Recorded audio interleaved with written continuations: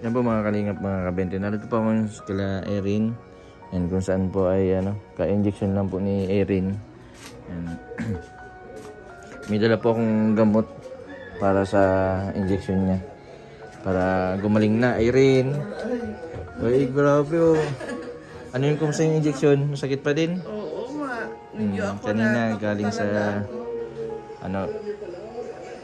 Nanaba talaga ako.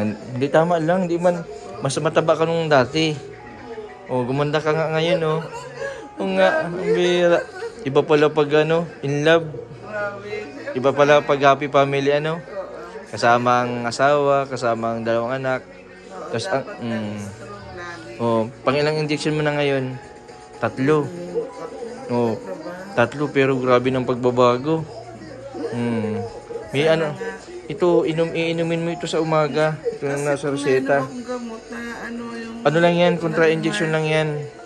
Para Ito yung yung umaga lang yan. ito sa umaga. Ay, mag-inom ka na at bagong injection ka ay. Ito. Oh. Pwede kong tatagal. Baka magbulwak ang dugo. Hindi yan, tanggalin mo na. Ano man lang yan. Kasi dati nagbulwak ang dugo dito. Di man yan, iba man yun. Diba yun? Yan, kunin mo na yun. Kunin mo isang bipiri din yan sa umaga yan, inumin mo. Tapos ito, close-upin sa gabi. Gabi yan. Bago kumain. Hati man lang inom mo. Sa reseta baga, hati-hati lang. Ay, very good. Ay, ang galing. Pero may iniinom pa akong gamot eh. Meron pa, idagdag mo na ito. Ibigay mo sa Hindi basta, complex. Kasi nangangalay Oo. yung mga kamay ko. vitamins yun ito, sabihin mo. Ito, close-upin ito. Close-upin yun, close-upin. Panggabi. Hindi yan Panggabi. apektado sa Ay, hindi yan. Kasi pampatulog lang, pampakalma sa gabi. Pampakalma sa pagtulog. Dito ko muna lagay ha. Kumusta man yung ngayon? Okay naman. Okay naman kasi takot talaga ako. Takot akong tinuturukan. Masakit eh. Masakit pag tinuturukan. Takot ako maraming nakikita ng turok. Wala ka nang naririnig ngayon na mga bumubulong. Wala na yung talagang malapit na kahit sa electric pan. Pero lagi ako nagigising. Pero maayos ka ng tulog mo ngayon sa gabi. Dati hindi ka daw natutulog sa gabi. Oo. Ilang araw, Gumanda nga isang tatlong araw. gumanda nga ang aura mo ngayon. Di ka naman buntis. Baka buntis ka. Hindi ko alam. Hindi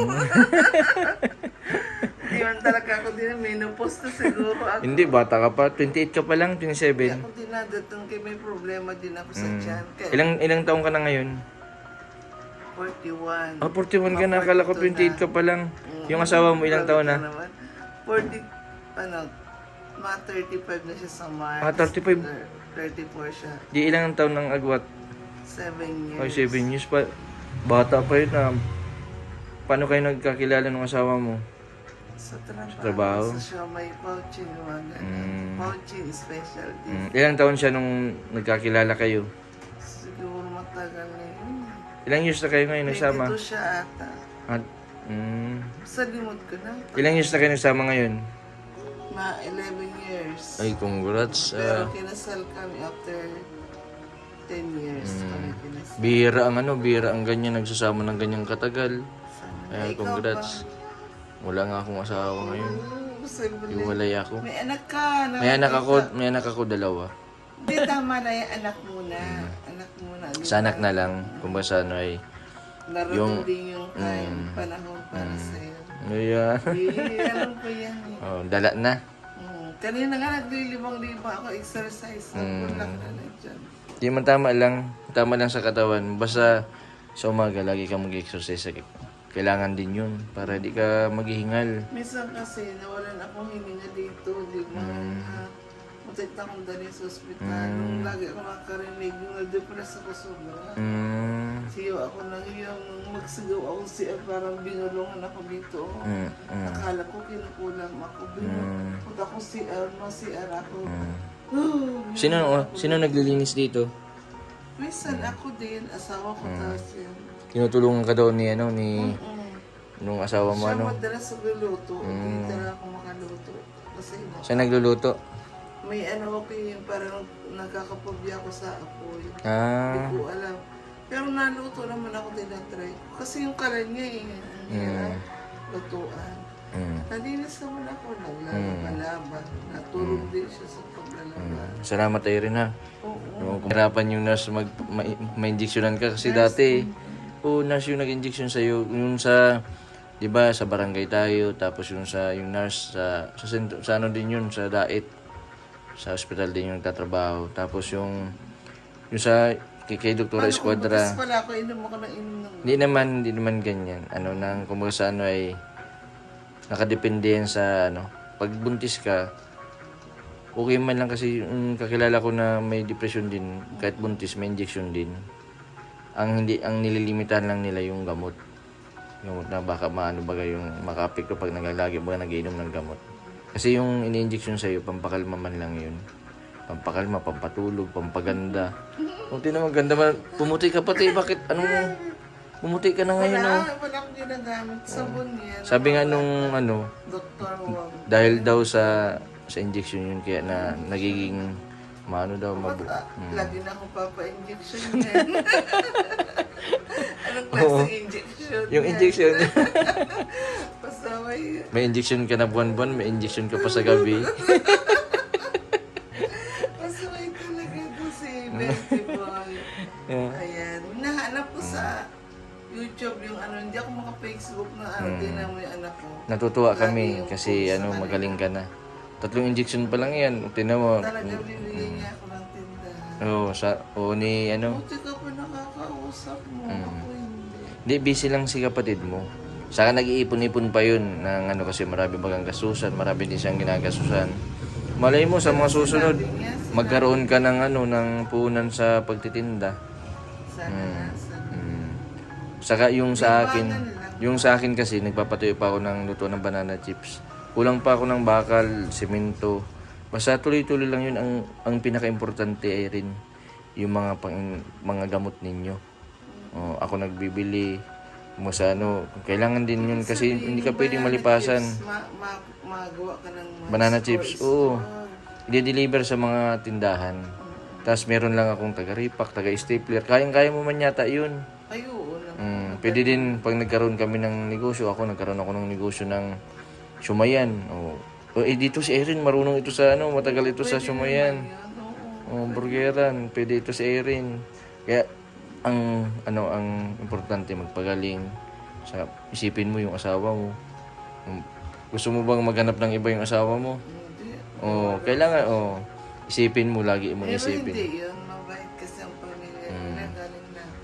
Isipin mo din na baka pag sinumpong ka, nawala ka sa sarili, siyempre makakalimutan mo na asawa mo. Hindi yan. Mahal na mahal mo man asawa mo. Oo naman. Siyempre, may anak. Siyempre mahal na mahal ka din ng asawa mo. Natutuwa nga si asawa mo kasi sabi niya sa akin, Nandun siya kay Kuya, tulong na. sana kuya, salamat kasi na-injectionan si Erin. Gumanda pati si Erin. Sabi doon. Si Dong, nakaidong tulong. Nakaidong siya tulong. ngayon. Oo. Ang tagal na. Hindi Anong na- trabaho niya?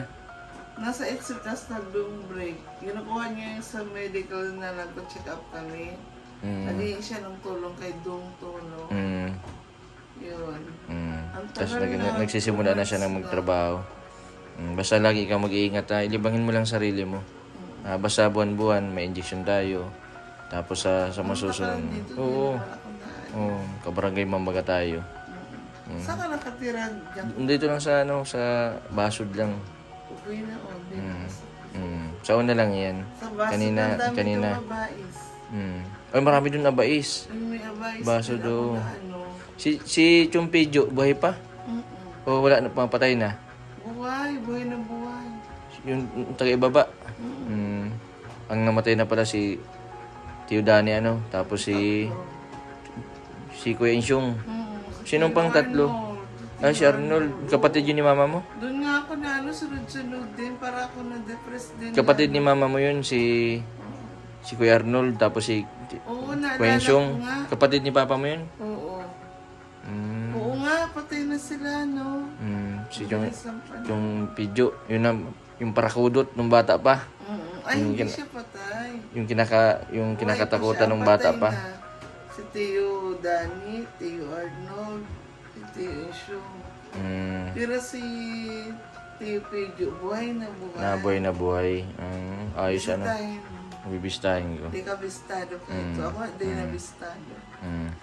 O Erin, pang merienda. Yan ang lagi kitang bibigyan ng pang merienda kapag may injection. Ay. Salamat. Basta lagi kang kain ng marami kasi bawal din sa iyo ang nagugutuman. Hayaan mo yung mga nagsisingil na yun, pagalitan mo, sabihin mo, may sakit na nga ako. Yan o, sound credit. Sinisingil ka. Tapos, Matagal na. Siguro 3 months before na. Hindi na bumalik. bakit hindi na bumalik?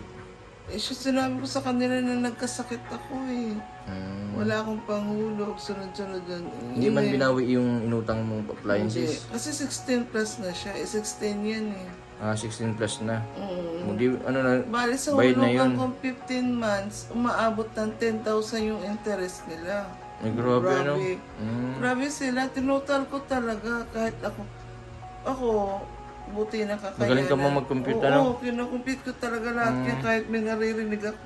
Sabi ko, hindi ko na pilitin. Sabi ko, naririnig ko na may ginagawa. Compute sa credit. Nadidepress ako lalo. Tapos, inayos ko yung mga medical certificate ko. Hinanap ko yung 2020. Nung nalis ako sa trabaho, hindi nila ako binigyan ng sahod. Pinalis nila ako nun. Pero minahal ko yung Fortune Specialty. Tapos yung na-compute mo na yung ano, lampas ka ng 16,000.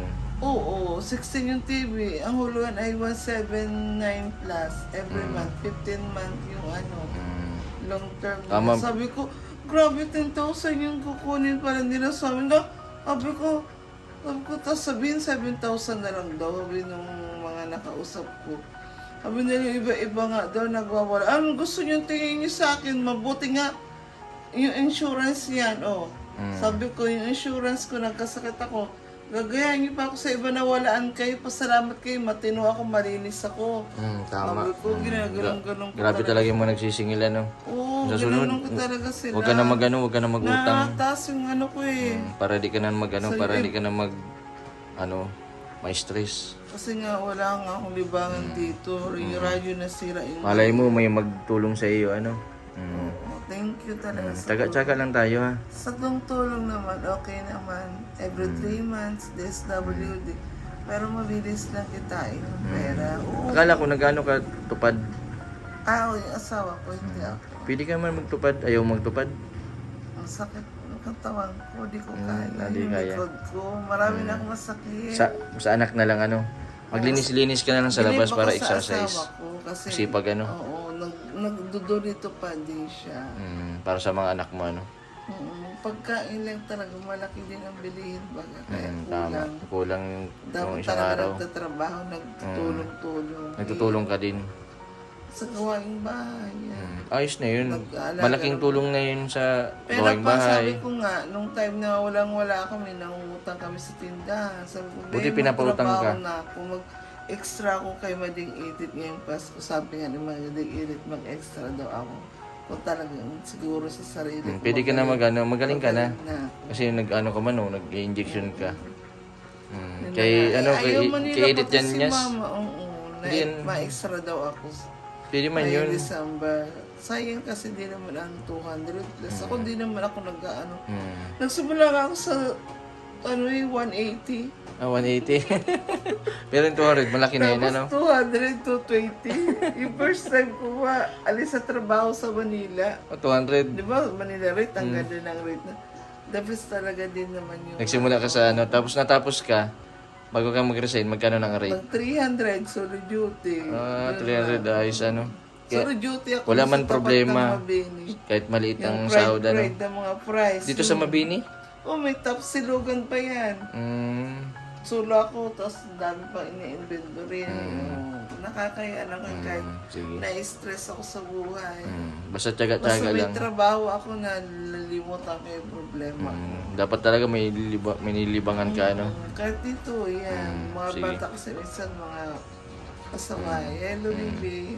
Pasensya ka na at ano, dapat nung nakaraang week ka pa na napa-injectionan. Kaso naghanap ako. Marami yung pinapa-injectionan ko, halos anim kayo.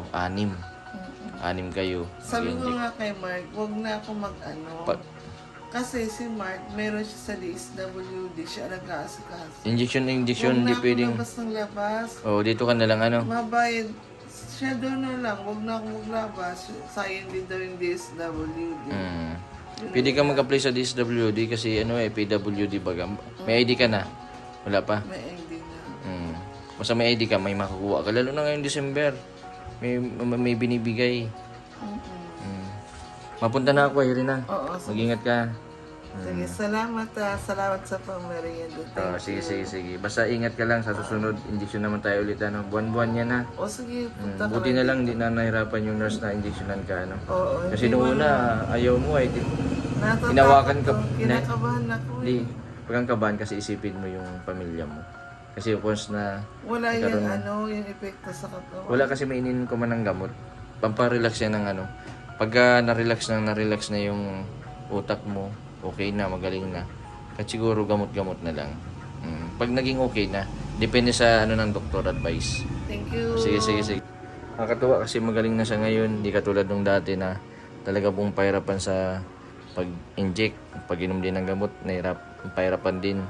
Buti na lang at tinutulungan din niya yung sarili niya. Salamat din kay Ate Irma, dun sa mama niya, kay Anilin, at lalong-lalo na dun sa asawa niya na matyaga sa hindi sumusuko. Mahabang pasensya. Yan, yun ang importante sa pamilya, lalo na kapag may kapamilya tayong may depresyon. Kailangan unawain natin, mahalin, saka huwag natin pagsasabihan ng masama. Yun ang pinaka-importante kasi kahit po may depression sila, nakakaunawa po sila, nakakaramdam sila ng masama at masakit. Parang naunawaan nila lahat kahit po may sumpong sila. Mas malakas po ang pakiramdam nila. Akala natin hindi nila maintindihan yung mga bagay na sinasabi natin, pero mas po sila, prone po sila sa ganun. Saka mas doble po yung sakit, yung depression. Nakakaintindihan. Minsan nga, nakuha ako eh. Pero ngayon, hindi na. Minsan bigla lang. Tapos Shoutout ka, Irene. Sino si shout shoutout? out sa mga Pouchin Specialty sa Manila, Caloocan City, mga katrabaho. Thank you Thank you sa lahat. Nagdasal. Nakasama ko kayo. Salamat. Ito, gumagaling na ako. Salamat sa inyo. Kung tumatanggap ka ng regalo. Hindi na importante, Magigi... na tayo. Yung parang wala nang mga alitan, lalo na kay mga manager, nabiglaan nila akong idali sa trabaho na misunderstanding namin. Yun. Ayan. Ang importante yung pagpapatawad, Isa din yan kasi sa napasaisip sa akin, year 2019-20. Pero pinilit ko magsikap, magtrabaho. Nagtrabaho ko kahit mahirap, kayang-kaya, kahit maliit ang sahod, basta mabait yung amo, okay, kinaya ko yun. Pero kapag wala ka na naman trabaho, hindi na baon ka sa utang, yun. Grabe yung paghihirap na naranasan ko, na-analyze ko talaga lahat ngayon. Kaya salamat kay 20 Boy Jason at sa kanya mga kasama. Yan, sa tulong nila, DSWD, dong tulong yan sa lahat na. Lalo na kay Jason dito, kay 20 Boy, dahil siya nagpursige din sa akin na hindi ko talaga akalain na nandun siya sa may, lagi siya, feeling ko lagi talaga may nasa likod ko, nakita ko siya. Hindi ko akalain nag-vlog siya, tapos siya talaga nagpaturok sa akin, grabe, hindi ko talaga akalain na paiyak niya ako. Oo. Kasi ayaw mo daw magpa-injection na eh. Sabi ni mama mo. Ayoko talaga. Kaya nagtakbo ka na daw Gamot sa lang. labas. Kahit uminom ng gamot, din talaga ako nainom ng gamot. Tinipilit kong gumaling sa sarili ko, pero di ako nakakatulog kasi ang dami ko naririnig. Marami kang iniisip din na problema. Oo, tas ang dami ko talaga may naririnig ako sa isip, Oo. Pero ngayon okay na, Oo, Okay na. wala mo na. Sa mga susunod ay rin, babalik ka na yun sa dati. Sana makaroon ka rin ng trabaho. Kasi yung mga napa-injectionan ko, si Jigs baga, banikid. Magaling na siya ngayon. Naghahanap buhay na, nagdadrive na ng tricycle. Nagsiservice na dun sa Kanapawan. Nagkaroon pati na siya ng love life. Nung simula nung gumaling. Ang sweet naman. Kaya nga sabi ko nga sa kanila lahat na nakakaranas ng depresyon, hindi pa huli ang lahat. May paraan para gumaling. Tiwala lang sa Diyos, saka kailangan din ng pagmamahal ng pamilya. Sige rin, bye-bye. Oo, sige.